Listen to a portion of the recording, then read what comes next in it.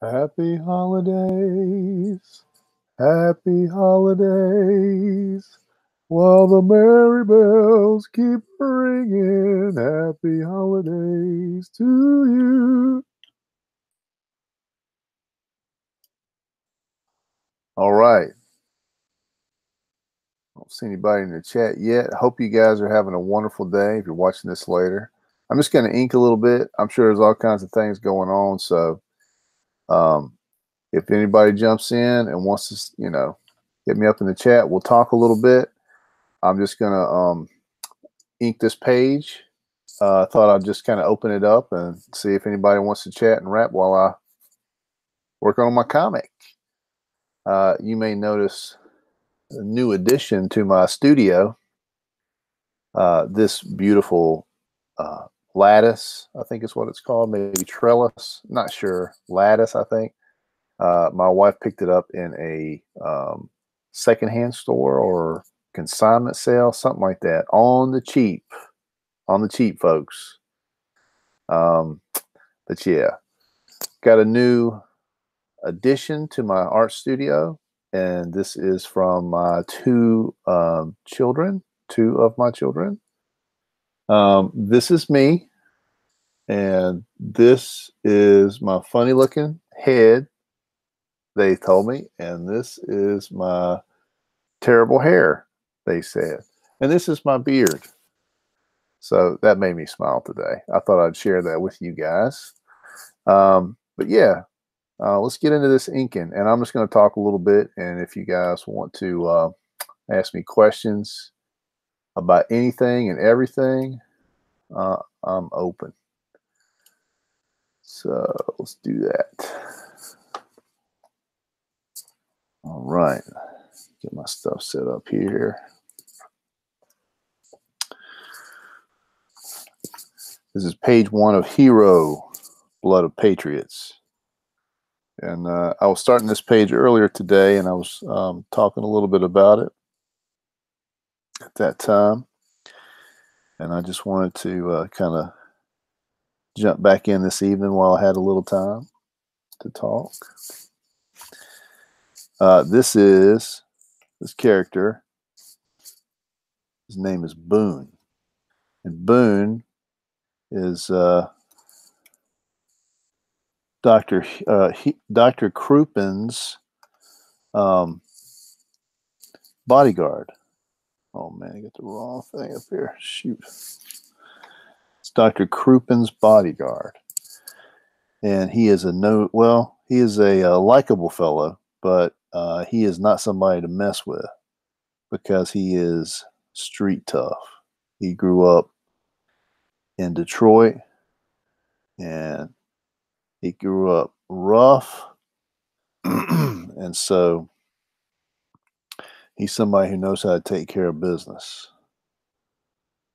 I don't know if you guys struggle, but I struggle with noses. Noses are so hard for me. I have to get references all the time for noses, but I hate it. It might be because my nose is so big and weird and out of shape. But yeah, I kind of either over or under render noses. So I'm working on that, y'all. I'm working on it. We're just gonna keep messing with it until we're cool. But yeah, so he is a very important person in our story. Boone is. Like I said today, he is a mama's boy. He lives in D.C. and his mom's in Detroit. So he's constantly keeping up with her and finding out what's going on and making sure that she knows he's okay and everything's fine. But he does have a dangerous job in security.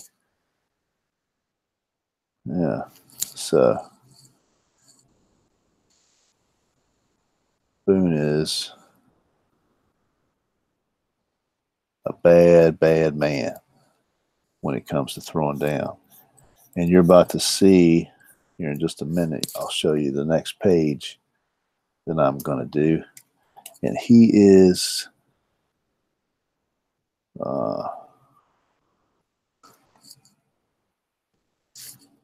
not to be trifled with.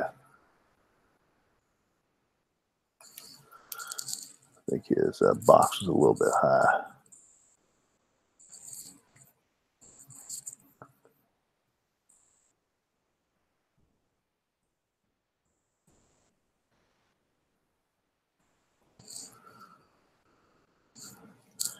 It's like I keep wanting to make that, kind of bring that.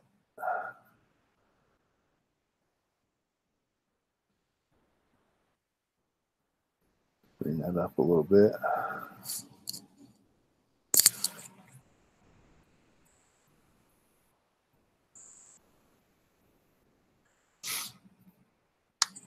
Been listening to some really good stuff by the comics community here lately. Shout out to Marshall Lee. If you guys, I don't know if you guys know who that is. He's doing a comic called, man, I can't remember. It's like Punk Rock Vegetables or something like that, but it's like VeggieTales, and VeggieTales was punk rock. But pretty cool artwork, and it looks like a fun comic, maybe all ages. I'm not sure. But he had a good. He's been putting in some good. What's the word? He's been putting in some good live streams where he's talking to people about different subjects that are important to comics, especially for making and selling comics. But today he kind of got into what he said is the Mount Rushmore of comics legends, right? And he said, who should be on the Mount Rushmore of comics legends? And I really thought that was cool. Like, that was a good subject, and the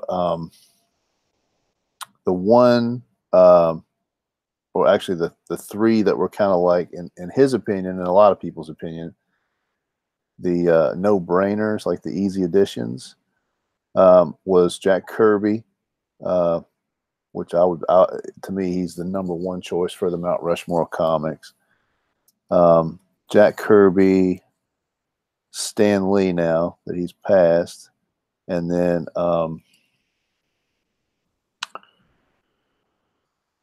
Jack Kirby, Stan Lee, and I'll think of the other guy in just a second.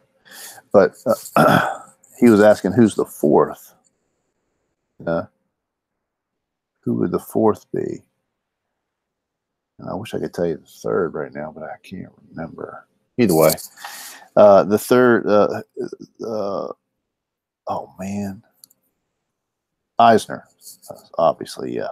Will Eisner was the third. So Kirby, Stan Lee, and Will Eisner. And then who would the fourth person be on the Mount Rushmore of comics? Now, in the discussion that they had, they kind of went through lots of stuff, like not just American comics. They were going into like European comics and anime and or not anime, but manga, and they were getting into comic strips too. And that was interesting, but I felt like, for me, from what I know about, I would like to limit it to American comics. And I got a couple answers as to who that fourth should be, a couple of ideas. And I was thinking that for me, I would do one of two things when it comes to that fourth spot. I would either put the Image logo in there and make that like, obviously it's not a person, it's a group of people. But I can't think of any person or group that changed comics more than the Image guys in the 90s.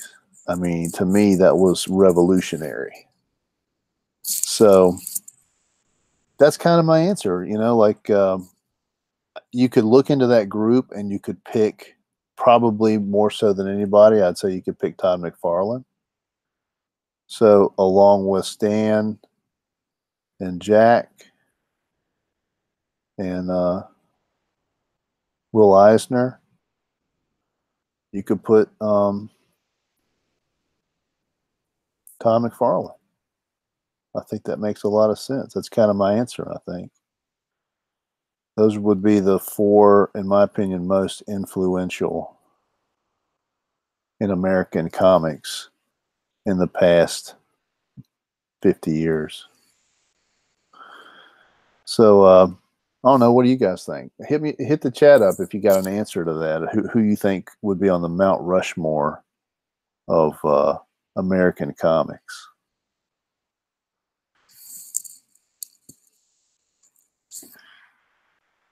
The other one that I was thinking would be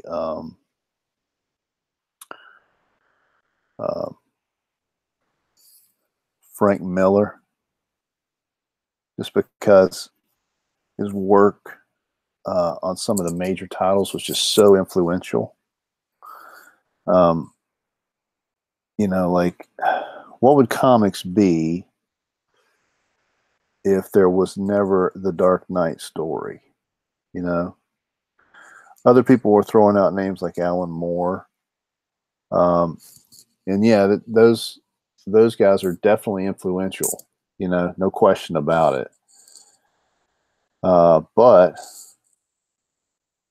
I just don't know if Alan Moore, you could say, is more influential to the overall comics market than Frank Miller. So, in my opinion, I think you got to say Frank Miller or Todd McFarlane. And you know, I'm a '90s kid, so those. Well, I was a '90s teenager, so those names are the ones that really make sense to me. So yeah. Are the ones that really... Oh, sorry about that. Set my phone up here. I had an idea today that I would use my phone to like kind of see if somebody talks in the chat, because I'm trying to like look down at my Wacom tablet and try to pay attention to the chat over on my other screen. So instead of bowing my neck around, I'm just gonna come in here and do this. So yeah, I'm just trying to get some cool detail, trying to get my this character right, because Boone is important to me to get right. He's just one of the he's one of the main cool guys in here. Oh, here we go. Christopher C. He's got an answer for us. Jack Kirby, Stan Lee, Joe Shuster, and Jerry Siegel. Yeah. Joe Shuster and Jerry Siegel. Definitely very important. But they're basically known for one thing, right? What up, Trey? What up? Hashtag one man fan. And man, I am working on your commission, and that will be done at some point in time. But I do have to knock out some pages for HIRO. So just hang tight on those, and I will get those to you. But yeah, Jack Kirby, Stan Lee, they got to be on there. Joe Shuster and Jerry Siegel. See, here's the problem I have with that. And you can definitely argue with me, guys. Right on, Superman started. I got you. Superman started it. You know, started the whole thing. However, those guys are responsible for one character. You know, just one character. Whereas if you look at the lifespan of work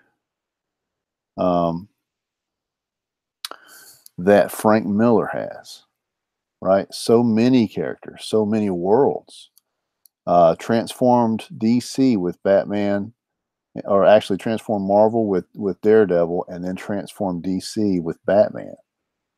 So I don't know, man. Like that's why I get the reason for your answer on the two Joes, but that's why I would put them up there above that. I think I would make them. I think I would make. And again, I'm admitting I'm a '90s comics fan, but I think for me, Frank Miller or uh, Frank Miller, or and if I fade out guys while I'm like if I give go like that and I kind of fade out, it's because I'm drawing while I'm talking, so I'm just trying to you know concentrate here. But I just think that Joe Shuster and Joe Simon, amazing creation that they came up with for Superman. Absolutely, it did start it all, but that's the end of what they offered. And to me, Superman, while that character did start it, is not as compelling as some of these other characters for me personally. Trey says, just picked up some old Spider-Man 2099 issues today. I didn't get to catch enough of that series. I remember that when it came out, and I'm not sure which issues you got, but the issues that I remember were Rick Leonardi, I think, was the artist, and I always really liked Rick Leonardi's art. I think that's how you say it, Leonardi. So let me know if that's who it is. But he has a great dynamic way of showing action. He has kind of what I would call an animated style.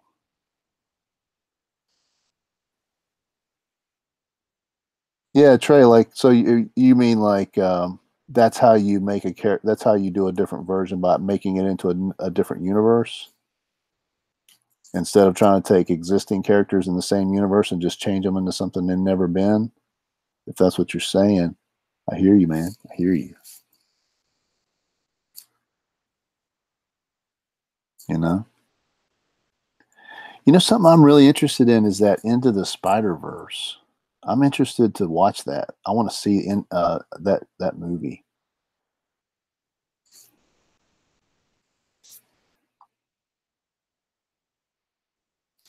Yeah, Trey, the 2099 suit is really neat.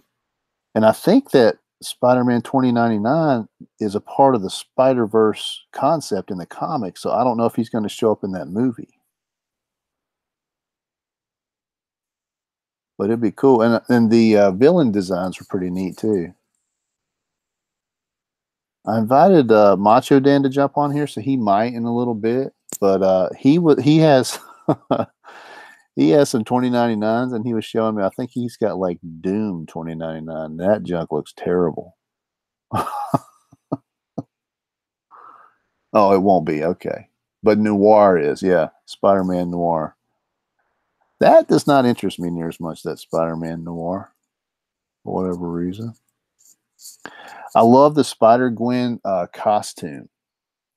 Like I think that was a design by that Rodriguez fella. Let's see. Chris says, I'm a nice kid as well. How many of those first generation comic characters are still in print today? Hmm. From the original group of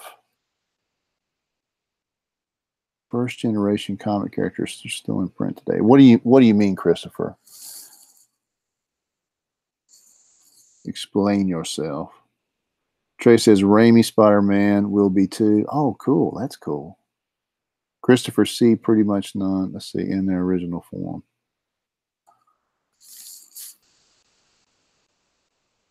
About one Spawn. Yeah. Gotcha. So yeah, I mean, like Spawn is actually like they're. I think he's gonna try to make a movie franchise out of Spawn. Like he's trying to cash in on some of that Hollywood money.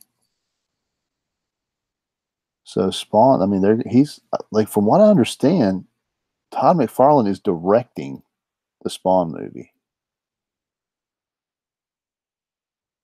He don't have a pen in his pocket. This dude is a man's man. He doesn't have a pen in his pocket.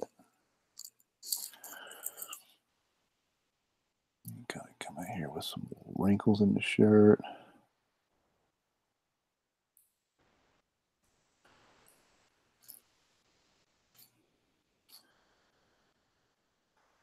Yeah, when Spawn dropped on the market, it was an instant mega success because of Spider-Man's success. And I remember as a young man, like getting Spawn and buying like the first 12 issues of Spawn. And I realized, like, I think that was the first time I realized, like, just because you can draw real good doesn't mean you can do a good story. Because those Spawn stories did not interest me. But I had to admit that the character design was phenomenal, even though it was super complex.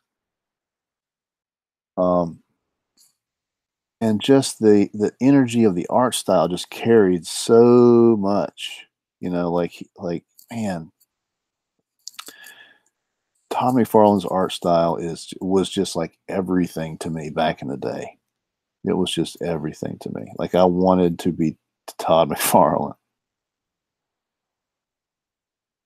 I loved all that stuff.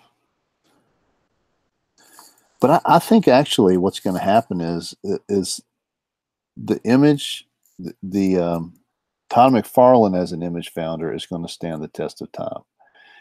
And I think him and Liefeld were probably the ones who were uh, you know, the most ballsy of that group. And they got Jim Lee and they got Mark Silvestri.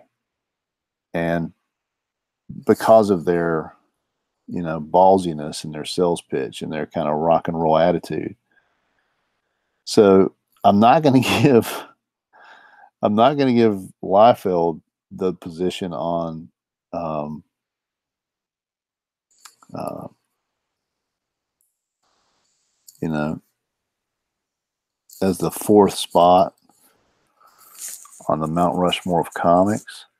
So I got to give it to Todd McFarlane. Yeah.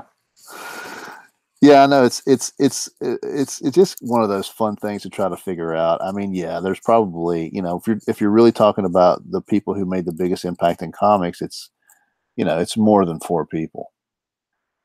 But because, that's an American trope that people kind of use, it's fun to use that and try to figure it out, you know. Who are the four people? If you had to choose four, who would you choose? And yeah, yeah, I think for me, I think I'm going to say Todd McFarlane. He's the fourth, and Will Eisner is in. I mean, obviously Will Eisner with the Spirit and with Contract with God and with all the other art books that he created. He made the comic book art form and storytelling mode something to be taken seriously. And so there's this legitimacy that comes to the comic book art form through through him. But man, let me tell you what, guys. For me, it's Jack Kirby, number one, top of the heap. He is the most talented. He's the Jimi Hendrix of, or the Eric Clapton, whatever the case may be. He's the most talented of all of comics, all of comics creators of all time. It's Jack Kirby for me. Trey says, I'm going to check out Into the Spider-Verse, but I'm worried it will be an SJW movie. Yeah, like it could be. I mean, the it may be it very well may be, but the thing that looks like that saves it from from possibly not being that is that it's you're able to take different Spider-Man from different universes. So yeah, you could have all kinds of stuff, like in that noir. Noir is a very sort of a machismo gangster style setting. So you would expect that Spider-Man version is probably a little bit more, classic American, maybe. You'd think so anyway. So I don't know, maybe. I know Spider-Gwen's going to be a big deal because they want that character to do as well as possible. man, I tell you what, and I've always thought Spider-Gwen was a really cool character design. Just that costume is so cool, and everybody loves it. But man, like, you know, that Robbie Rodriguez character, ugh, you know what I'm saying? Yuck. Can you believe what he did to dear old Uncle Ethan? I mean, that is just gross. And the fact that nobody has ever called that guy, it doesn't seem like he's been called out on it. I mean, I think there was like somebody alluded to the maybe having a talk with him or a sit down with him or something like that, but it doesn't seem like he's been reprimanded for that. So I don't know. That to me is really sad. If that's the state of if that's the state of affairs over there, that's sad. DC, they. I mean, I just heard that DC, somebody over at DC, like tweeted at the president. And they tweeted some, obviously very left wing opinion at him, which didn't really surprise me. But then the more you think about it, like what company, no company I've ever worked for would allow that kind of behavior, regardless of where you stand politically. So, man, it's crazy what's going on nowadays. People are getting away with whatever they want to do. Trey says, I just hate that anytime I get my hopes up for a new movie or comic book, I have to worry that they throw some SJW stuff in there. Yeah, man, I know what you're saying. I definitely do. I'll tell you, like, for me, like, there's been several situations like that, but for me, The Last Jedi was the biggest, I guess, eye-opening thing for me when it comes to Hollywood's agenda, because, man, it was like I went to see The Last Jedi, and I love Star Wars, y'all. I love it. Like, Star Wars hit my life in just such a way that it is one of the most important things, pop culture wise, in my life, and huge influences on things I like and everything I do.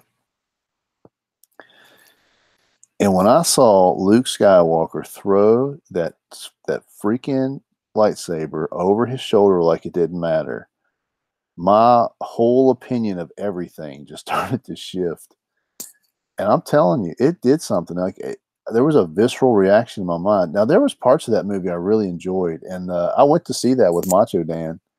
We watched that together, and we both had the same reaction. Like, you leave the theater like, that's pretty cool. I didn't like when he did X, and I didn't like when he did Y and Z, but like, for the most part, it was still a fun movie, and it felt Star Warsy in certain areas. But it was one of those things where the more it sat with you, the more you were just like, man, that's just not who Luke Skywalker is and not what he does.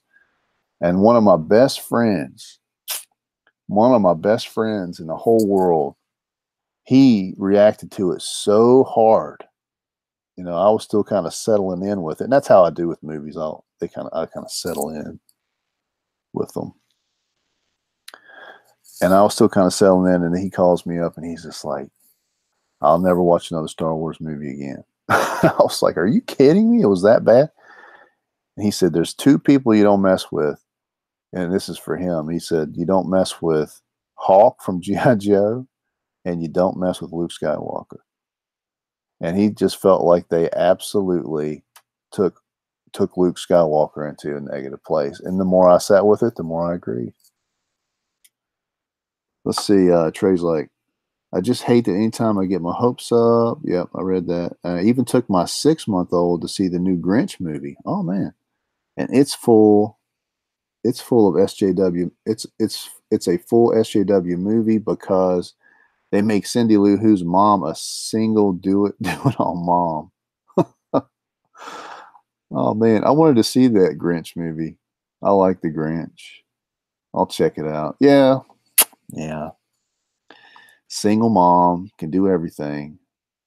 Man, there's nothing harder than being a single mom, I'll tell you right now. I know plenty of single moms, and it's not glamorous and it's not easy. And they would do a lot better if they had some help.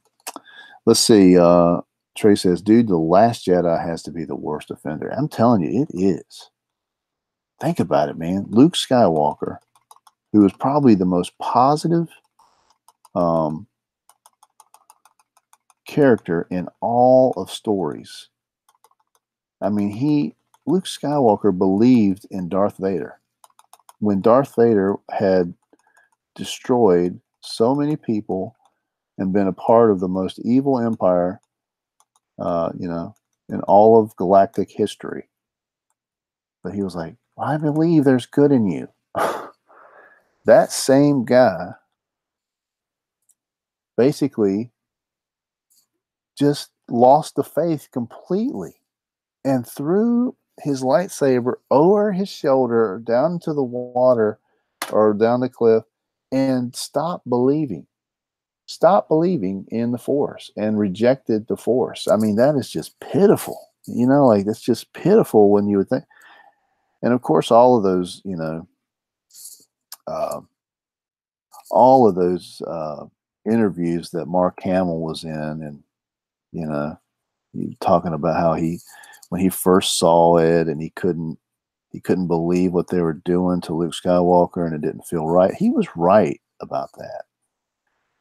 And I feel like before it's all over, he's going to return to those kinds of things, and he's going to share his real opinion. And I think someday Mark Hamill's going to be like, you know what?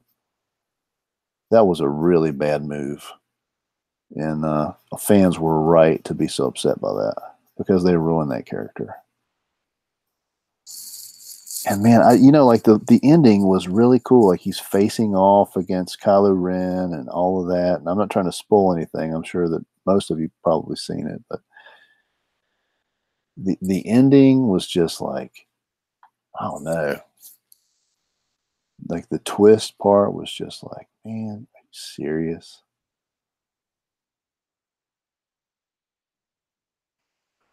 So yeah, I'm with you, Trey.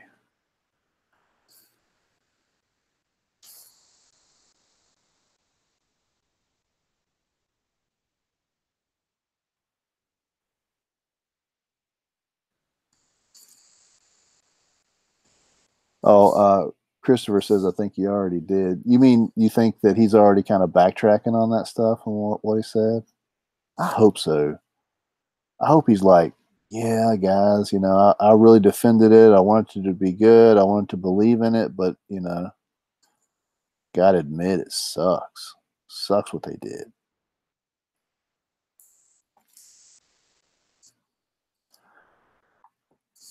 Uh,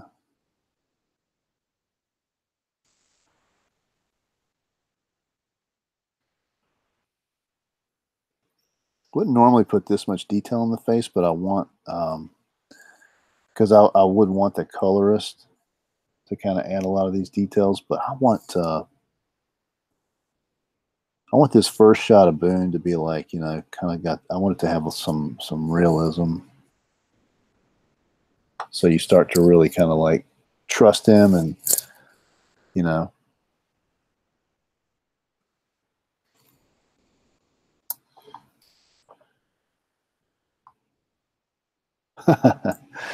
Trey says, I think the original creators of characters should create a set of rules of the lore of their character. Yeah, I mean, that's ultimately, that's as a character owner, as an original character creator, that's what you want. You want full creative power over that, so that, stupid people like Roundhead Ryan Johnson can't take it and make it something that's not supposed to be.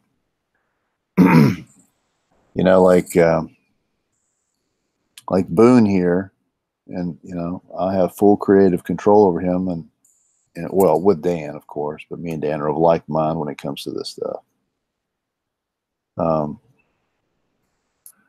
Boone here is, like I said this morning, he's a lot like Chewbacca. He's big, strong, and powerful, and totally loyal. So that's what I want if anybody, if these characters were to, be extremely popular and people started making things with them and using them in stories or whatever, like that's one of the things that would have to be the case when you're using Boone. He has to be big, strong, powerful, and loyal.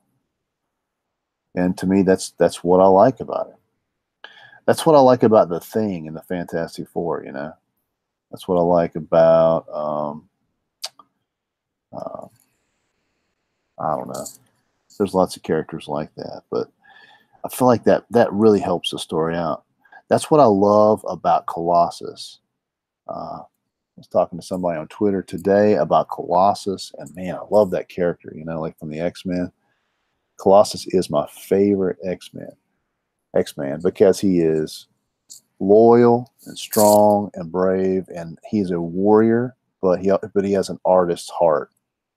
And really, when it comes down to it, he would be kind of a pacifist. You know, Colossus would be, but he fights because he has to. He fights because he's loyal.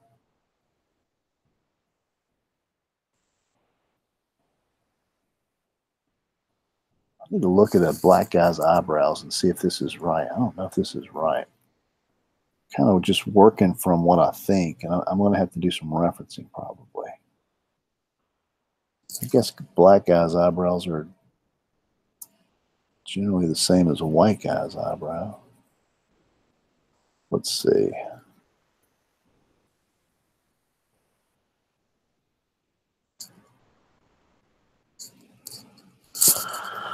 Oh, let's see here. Well, that's not bad. I think the colors could take care of a lot of this kind of stuff.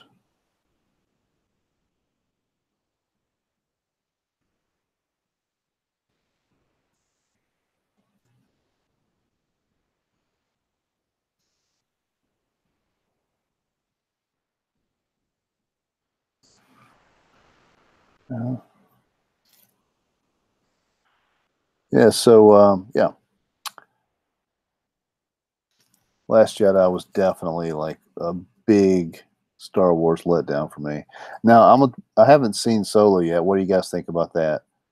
I know that a lot of the community folks are like, "Oh, Solo, Soilo and all that stuff," but I'm not going to judge it until I see it myself. And I've heard from some good friends, some good Star Wars friends, that Solo is actually pretty good. So I'm looking forward to seeing it when I can at some point in time. If you guys have seen it, I'd love to know what you think about it. If you liked it or hated it, or if it's, Soilo. Oh, hot garbage, really? Is it that bad? I try not. Look, guys, I really try to make my own mind up about whatever I'm doing, and I'm determined not to let the Ethan Van Sciver review of Solo make up my mind for me. And I like Ethan a lot. I really like to listen to his show, and I do agree with him a lot about some of the pop culture stuff.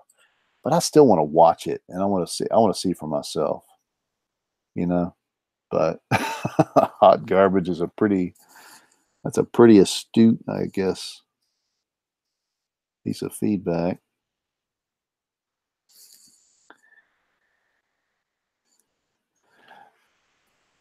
I think Macho watched it too, and he said I don't know. I'll have to ask him, see what he thought about it. I don't remember what he said about it. But I've actually heard, like, from most people that I know, they were like, yeah, it's pretty good. The guy can't act, but it's a good story and it's fun. And really, that's all I care about. I, you know, I would have it would have been better to see like Harrison Ford in the movie, and then he goes to flashback or something. Cheap heist movie with bad acting and obvious twist. Oh man. Well, I'll go back and watch it. I mean, I'll watch it. If it's real bad, I'll just turn it off. But can you believe that? I mean, the fact that it's a Star Wars movie and it's just kind of like, yeah, it's okay. The people that like it are like, yeah, it's kind of fun. Like this ain't, you know, it's Star Wars. It's got to be the greatest thing ever. I don't know what you guys thought about it, but I loved Rogue One. I thought Rogue One was awesome. And one of the greatest parts about Rogue One for me was that scene with Vader. When Vader comes out and he is being Vader that you've heard about.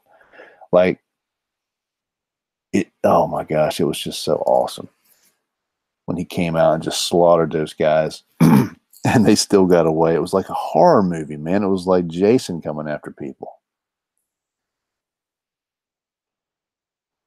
The best worst part is the last Easter egg. Okay. Well, that gives me a good reason just to watch it so I can know what you're talking about there. I'm kind of a glutton for punishment, y'all. I love Star Wars so much. It's hard to let it go and just say, oh, they're making bad Star Wars movies now, so I'm just not going to watch it. That's hard for me.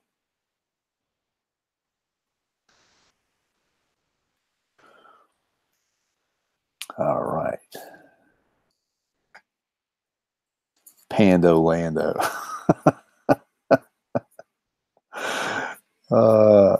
That really was that Lando Pan stuff. That was like, I don't know. I cannot believe we're even having those kinds of discussions. Like, what are people thinking? Cringeworthy fan service. Yeah, I love fan service. I'm not gonna lie. Like, people really hate on The Force Awakens. I like The Force Awakens myself. And Mary Sue, I get all that. I get all the reasoning, but Force Awakens was designed to have a great story jump off of it. And the one who dropped the ball, in my opinion, is Roundhead Ryan Johnson. He's the one who dropped the ball.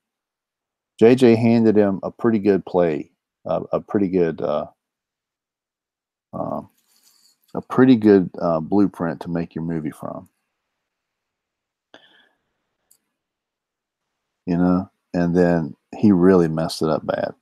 I think the Last Jedi uh, made the Force Awakens worse because the Force Awakens, in my opinion, before the Last Jedi, was thought of as great. For the most part, from the circles I run in anyway, it was thought of as great.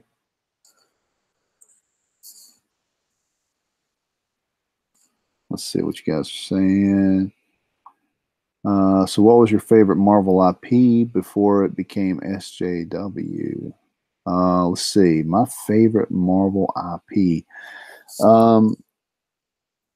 In all of Marvel, I mean, for me, I was a Spider-Man guy and an X-Men guy. That was the thing for me. From when I was a kid. Um, so I don't know. My favorite, I don't know. It's hard. It's be really hard to pick my favorite because at different seasons I've been into different things. Like I was into Daredevil for a while, and I was into New Warriors for a while. I mean, there's, like I said, lots of '90s stuff, and there's some bad stuff. There's some really bad stuff that I look back now and I was into it. But yeah, I love Spider-Man and I loved X-Men. Those were my bag back in the day. Let's see. Trey says Force Awakens, okay, but sometimes cringeworthy. Like you say cringeworthy, but man, I'm in the theater and when they're running away from the TIE fighter that's shooting at them and they're like, take that one. And they're like, no, not that one. It's a piece of junk. And you turn around and it's the Millennium Falcon. I'm not going to lie. That gave me chill bumps. Okay. I was like, holy crap, it's a Millennium Falcon. They just called it, a bucket of bolts or whatever. And I was just like, oh, that's so awesome. So, you know what? All that fan service was a positive for me. because I don't know, like in Rogue One when they're walking through uh, that place and they see that they see that bounty hunter. He's like, I'm wanted on 12 parsecs. You better watch out for me. I'm wanted on 12 sectors or whatever. You know, that character from A New Hope. Like I love that. I love that kind of stuff. Those kinds of things are fun. That makes the movie an event, you know, like when you're sitting next to somebody who knows about it and you're like, oh, it's that guy from the first movie, you know. I like that. Let's see. Uh Trey's like, Last Jedi is pure steaming hot garbage.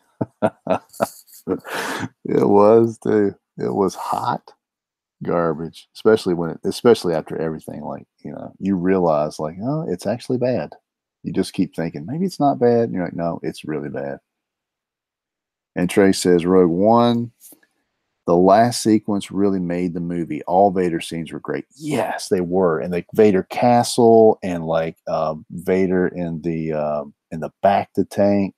Oh my gosh. I mean, I felt like they took where Vader left off in the prequels and just really brought it up a notch. You know, like they did. They made Vader bad to the bone. I loved it. I loved it. It was so good. Let's see.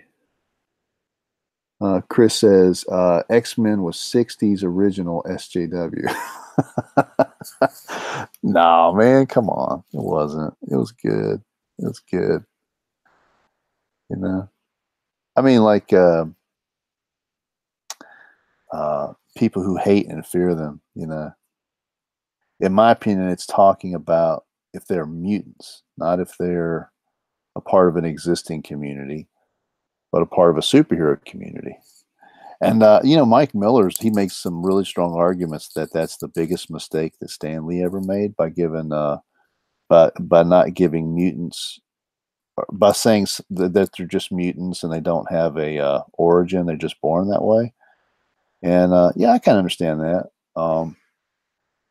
But I still think that there's so many amazing, strong storylines through the years with the X-Men. So many great creators have come through there that it's really hard for me to jump on that wagon. I think the X-Men probably as a franchise, maybe just next to Spider-Man, has the most compelling storylines and especially the most compelling array of villains. Um, and I definitely love the dynamic between Professor X and Magneto. You know, to me, that's just so interesting. That one's a villain, one's a good guy. Now, what it is a convoluted. At this point, it's a convoluted universe, in my opinion. Um, there's been so many retcons, it's crazy, you know. And they really kind of went back and they tried to make Professor X like um, Dr. Martin Luther King and make Magneto like Malcolm X, you know. And that's an interesting way to put it, but that wasn't the original design, you know, of those guys. But because of that dynamic, the way that's been carried on over the years, it actually works. And I think I don't know, I just like the dichotomy between those two. They're kind of like they're friends, you know, but they truly believe in what they're doing, and what the other's doing is wrong, you know. Let's see what you guys are saying. Christopher C. Solo will make you hate the Falcon. Oh, dude, don't tell me that. Don't tell me that. I love the Falcon. Oh, maybe I shouldn't watch it. You're really making me second guess myself. Let's see. Trey says X-Men is fine with me. Honestly, it was anti-racism, which is okay. Yeah. Well, I mean, kind of, but that's what I'm saying. Like, yeah, you know, the writers definitely took from that, but you can apply that to any group. The X-Men are like Jews in the Holocaust in some ways. The X-Men are like um, Christians in Egypt. The X-Men are like um, homosexuals in the 80s. There's lots of things you could say. They represent any marginalized group, right? And people attach them to whatever's the flavor of the month or the news of the month. You can attach the X-Men to that. But if you look at them on an individual basis, like a lot of those characters have great stories. And obviously Wolverine is one of the most popular Marvel characters, and his story spanned 2 decades where they were just hiding his origin. They finally came up with something they wanted to do. Let's see. Trey says there's a huge difference between embedding values into characters and making a character just grandstand for the entirety of the book. Embedding values, and yeah, yeah, man, absolutely. A good example of that in my mind is Kurt Wagner, Blue Elf himself. So, like Nightcrawler always had these strong Christian values, and he looks like a demon. I mean, that is just so so cool, in my opinion. Like uh, hold on just a second. Macho Dan is texting me right now, and he's messing me up. He's like, "You still on? What's going on with you, man?" You guys, I love Macho, but he drives me crazy sometimes. Let me see if I can get him in here. Uh, Macho Dan, where are you? Let me get you a link here.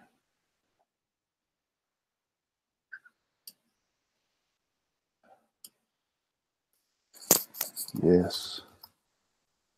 Jump in.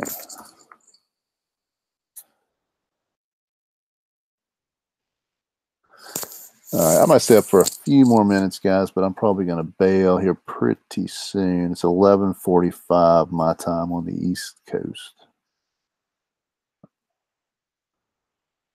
I gotta get up in the morning.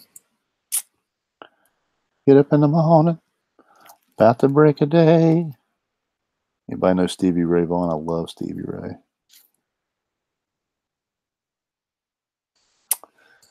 Yeah, so yeah, X Men's my bag. I mean, some of their storylines are so freaking powerful, so good, so good. Like, let's see, you know, one thing that people don't talk about enough is the Savage Land storylines from X Men. Some of those are fantastic, and a lot of those annuals. Like for a long time there, every X Men annual was done by Art Adams, and man, it's like those are some of my favorite comics of all time. Like Art Adams did an annual where the X Men go to Asgard, and they're battling Asgardians and trolls and having like like social anxieties and stuff like that in Asgard. I love that. Let's see. Trey says, "What is your favorite part of a well-written story?" I like the part that it's well written. I'm just busting your chops, man. A well-written story. Well, let's take an example. Let's use the example of The Dark Knight Returns. How about that? I think that's a well-written story for the reason that Frank Miller was able to take sort of like some of the political angst of his day and apply it to a comic book story in a way that showed both sides, but at the same time villainized a certain position he didn't agree with, but he did it in a way that was not necessarily preachy, just part of the story. And I really like that. I think that's cool. Um, I probably wouldn't agree politically with, you know, where he was at the time, because it was definitely like an anti-Reagan kind of thing, you know, anti-conservative kind of thing. But a lot of people who read comics felt that way, and they jumped on it. And man, I mean, he delivered a great story. But at the end of the day, Batman, who was a old school, you know, more traditional type of character, comes in and sets everything straight. So, you know, he kind of served both sides with that story. And I just thought it was excellent. Chris says, dude in the picture needs an orange shirt like Dwight. Yeah. Yeah. This is Boone in the picture. His name's Boone, and he is a big brawler, and he's about to get into something he does not want to be in. So let me add, I'm just going to add some lines up here. And I think I'll probably add a little side scroller right here, just to give Macho a place to put his text in there. So yeah, I thought he was going to jump in here. What's he doing? Let's see what he says. All right, you're running out of time, Jack. Just thinking Macho. Let's see. You are running out of time, Jack.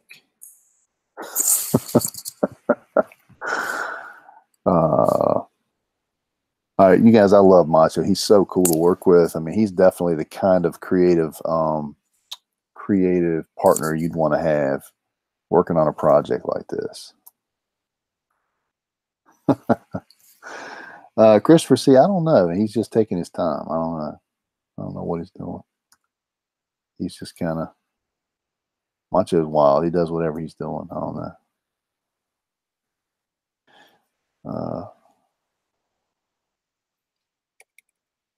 What up?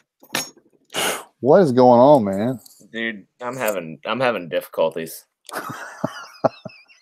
What's going on? What's wrong with you? Just, you know, technical difficulties. My phone, my phone is like dead. And so I brought it down here with me, and I went to plug it in, and every time I plug it in, it continuously beeps, like, you know, the buzz you get when you plug your phone in. Yeah. Well, something's wrong with my cable, so it just beeps and buzzes, and so it will open up iPhoto every time.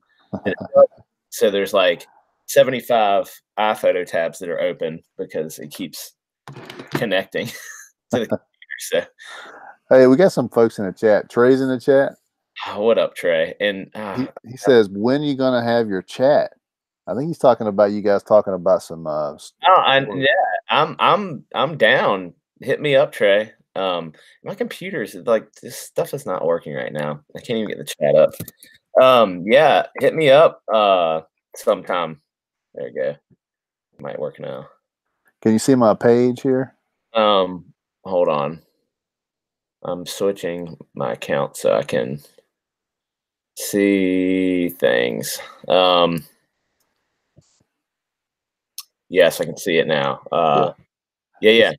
It's our page one with Boone. Like, whoa, Doc, we sure about this? Yeah, I gotta. I've worked a little bit. I gotta keep. I gotta keep going on this dialogue, cleaning it up and stuff. Christopher sees man.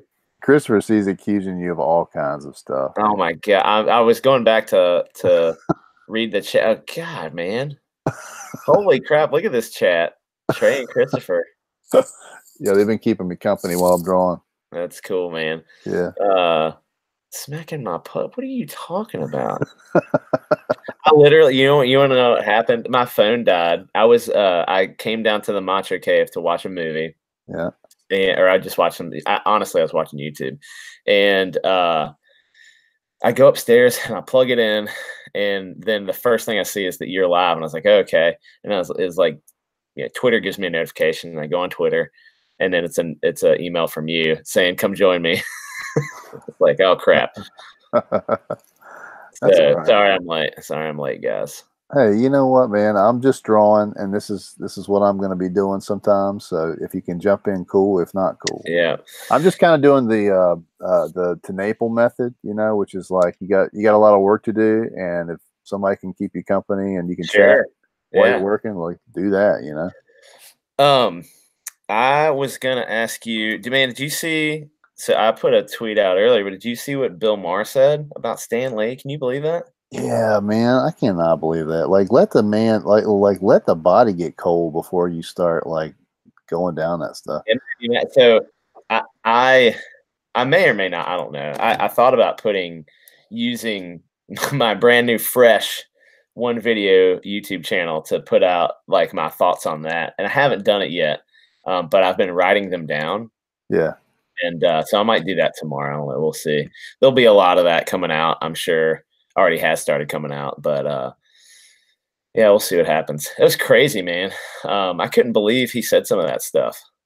yeah, it's just stupid. But that, I mean, like I'm not a big fan of Bill Maher. I think he is kind of funny sometimes. Like, of all of the guys on the left that are funny, I mean, he's definitely one of the upper echelon, I guess, of comedians, along with Stewart. Right? Yeah. But it's just like bad form. That's really what it comes down to. Yeah. There's a lot of that going on nowadays. People, it's a publicity thing because they know they can, if they come out with bad form like that and say something about a well-loved individual, they'll get a Right. lot of heat, right? So he'll get heat for a Right. minute, and his publicist is like, yeah, go ahead, say something bad because we'll get a lot of heat from that, and I'll make it work. Yep. Yep. um. Yeah, man. What's going on with you? We hadn't talked much today. Well, I opened up the chat with a question of who's on the Mount Rushmore. I was listening to Marshall Oh Lee's yeah. podcast, Yeah. and he was talking about that. And it's a great question, like who's on the Mount Rushmore of comic books, and I limited it to American comic books, like not cartoonists, not Yeah. not manga, American comic books. Who's on the Mount Rushmore? And Oh, I think Christopher C came in with. I think his answers were I'm reading it. It says Jack Kirby, Stan Lee, Schuster, yeah, and Siegel. yeah, I mean, those are very solid answers. The first two are should automatically be there no matter what. Those yeah, two are up there.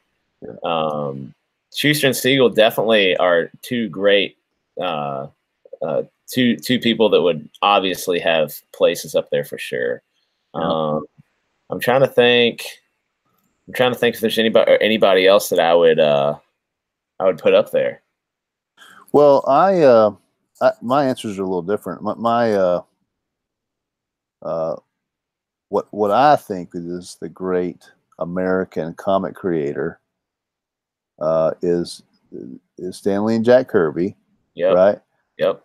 And the thing is, to be on the Mount Rushmore of comics, you have to have uh, characters that are extremely popular, and you have to have a very full and dynamic career in comics, right? And you have to have influenced somebody else to be like you in some way.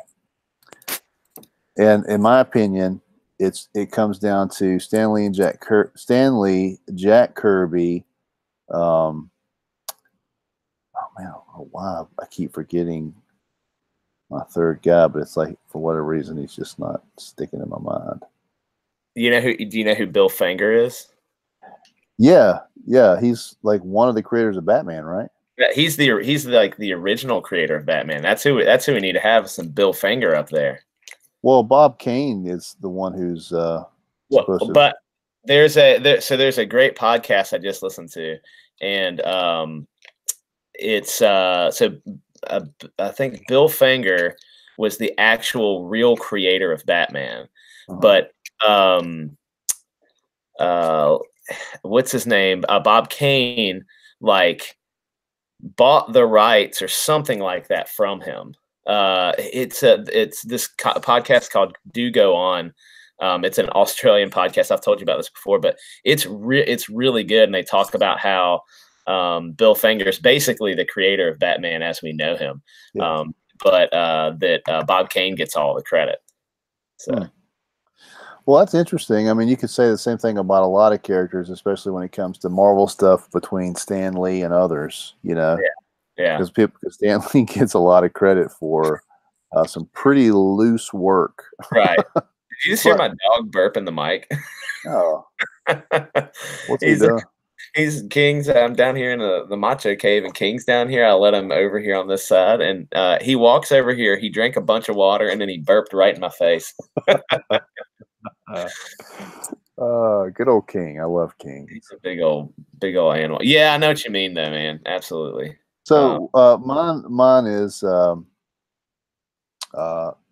my fourth member comes down to two people, and probably a lot of people would not agree with me on this, but this is my opinion. I know what you're gonna say. You're gonna say Liefeld, and it's fine, Jason. If you want to say Liefeld, it's okay.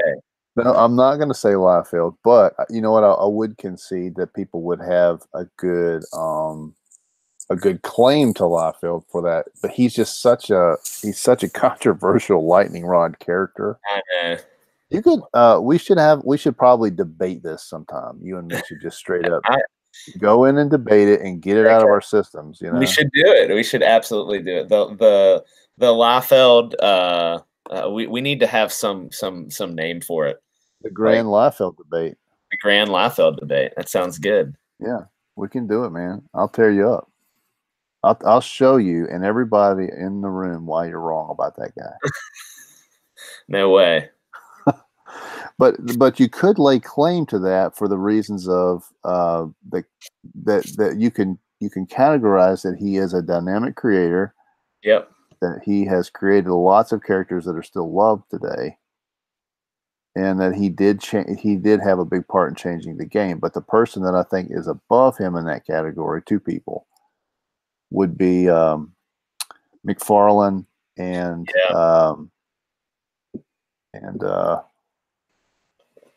Frank Miller. Yeah, Miller's a good one too. I have to agree with you on McFarlane because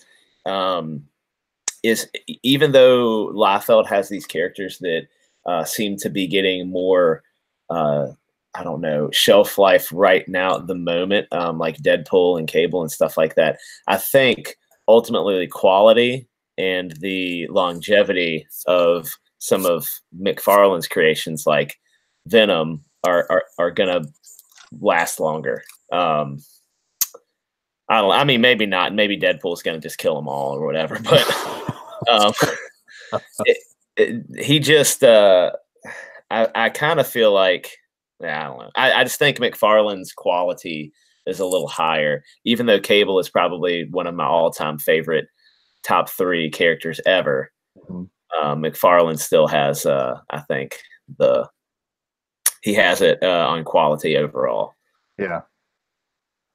I think McFarlane is probably one of the more dynamic creators that we've ever seen. Yeah, and his art is so good. I love McFarlane's style of art. It's so cool. I think that's why I like that Willis Who guy so much too on Twitter. Yeah. Speaking of grand style of art, you should see. Look at this. Oh, yeah, look at that. Is that like an amoeba? Is that an amoeba? No, man, it's me. Is that you? Me. This is me, drawn by by my daughter and my youngest son. I can see you in there. Sure. This is my weird head. This is how they described it to me.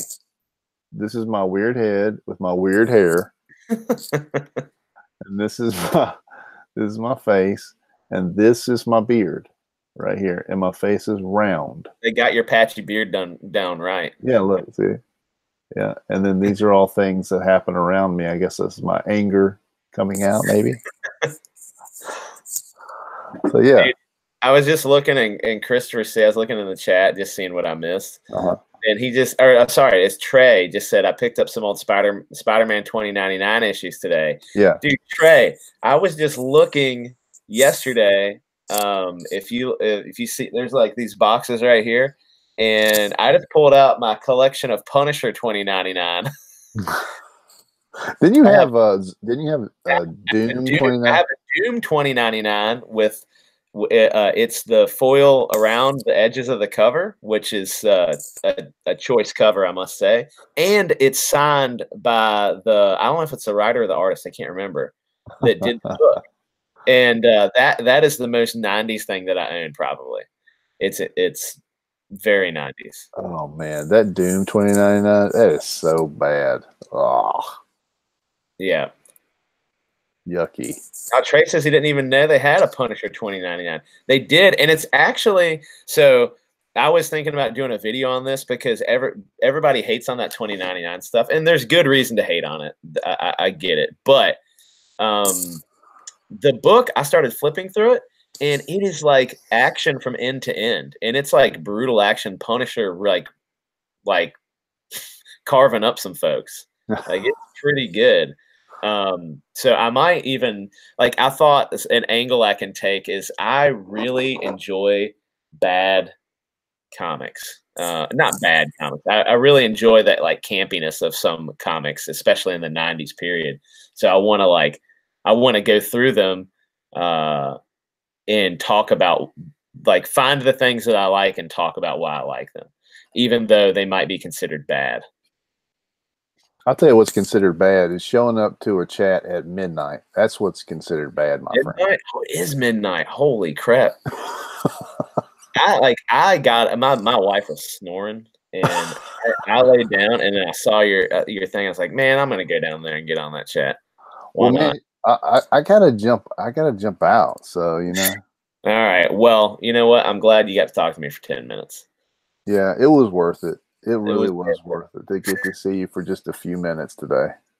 Well, when we gonna plan our next I'm still waiting on Captain Frugal. He might Oh have yeah, me. yeah. He may have me on the show with you tomorrow night. Okay, cool. But he hasn't confirmed that yet. So we might just stream a little bit tomorrow night while I'm drawing. That's cool. If you're gonna do that, if you want to stream tomorrow, that's totally okay with me. Just let me know. And cool. ahead of time. Man, you got to be on your toes with me, okay? All right, and I'll have, you know what? I'm gonna have some stuff planned. I'm gonna have some questions, and we can go back and forth. Look. This is us, dude. Look at me. I'm gonna have some questions. You're right. That's something. I'm gonna have some. I'm gonna have some questions, and we're gonna keep the chat going. Trey will be here. Hopefully, the one-man fan #1man fan will be here. Trey will be here. I hope Christopher will be here. I hope anybody who's watching tonight will jump on and be here. Yeah. It'll be good. Sorry I'm late, everybody. No big deal, man. I appreciate you showing up for a few minutes. Yeah, no problem. I just had to walk all the way down to the basement. It's cold down here. All right. Well, look, appreciate anybody who's been hanging out with me while I draw. Thank you, Macho, for showing up for a few minutes at the last minute. I appreciate that. And thank you. Oh, no. I lost sound somehow. Are you there? Hello. Yeah, cool. Hello. Also want to say thank you to Christopher C. and Trey 50 Daniel. Our moderator extraordinaire. Yeah, man. You guys are cool. Appreciate you guys for showing up and talking to me and helping me fill the time while I draw.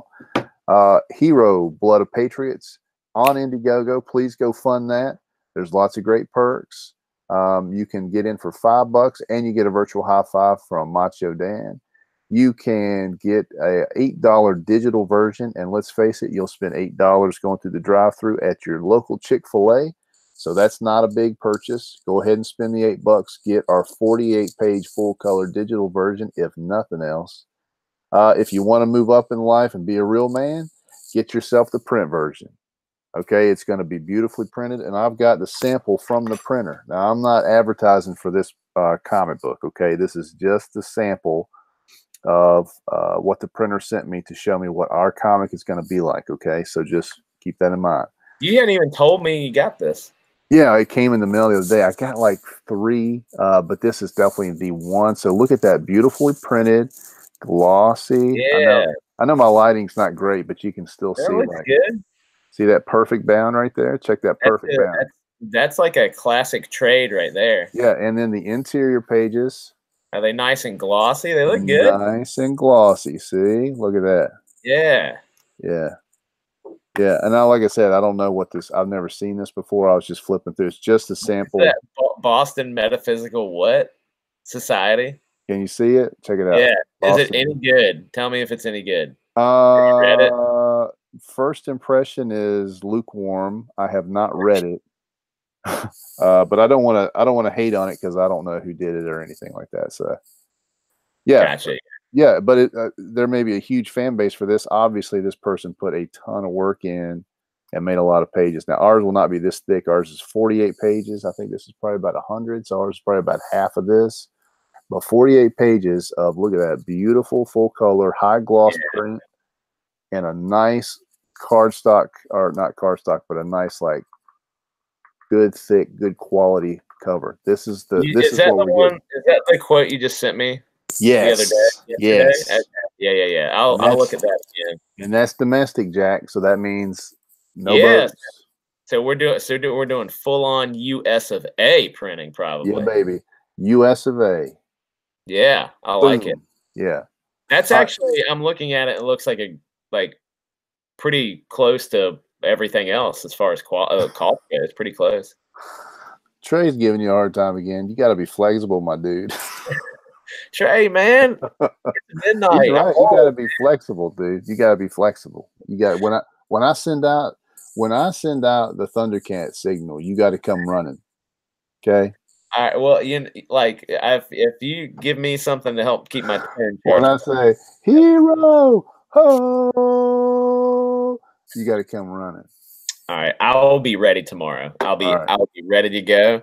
You know what? I'm gonna start drawing something on these. I got a number 2 pencil right here. I'm gonna start drawing something while you're drawing something, and we're gonna see what happens. Let's do that. Let's